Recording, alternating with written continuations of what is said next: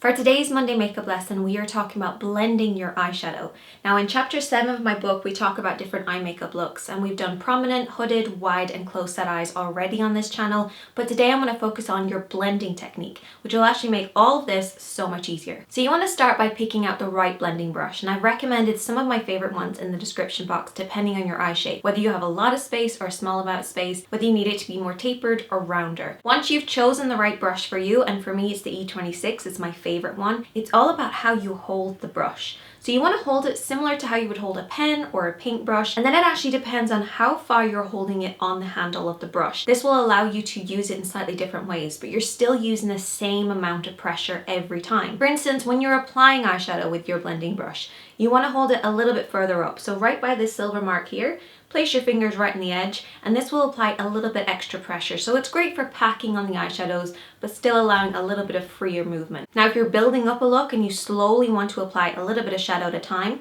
hold it a little bit further down on the handle. This will allow for less pressure and a little bit freer movement. And then once again, moving down further, this will really free up the movement. But every time you're using the same amount of pressure, you're holding it in exactly the same way, you're just holding it further down the handle depending on what you're doing. When deciding on how far to blend up eyeshadow, which is something you guys ask me a lot about, it depends on how much space you have and the look that you're trying to create. Typically, the further you blend up, the more dramatic it looks. However, if you've got a lot of space or a small amount of space, this can dramatically change. So just adjust it depending on how much space you have and how dramatic you want the look to be. The most important thing when you are blending is that you use a lighter shade to blend it outwards.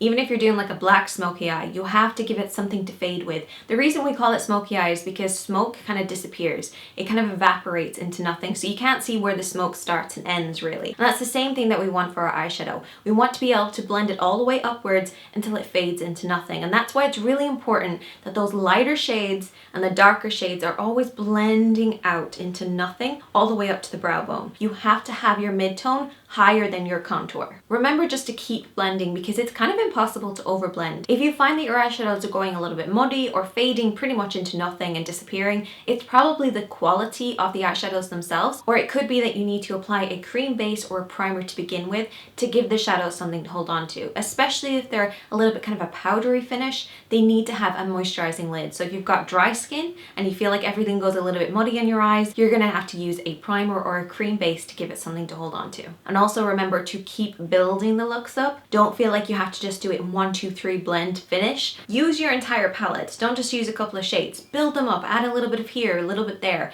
And always remember just to keep practicing because you will get it in the end. And if you have any more questions, then feel free to ask them here, Instagram, Twitter, Snapchat, anything at all. Definitely let me know if you have any more, and I will see you guys in a video really soon. Bye guys.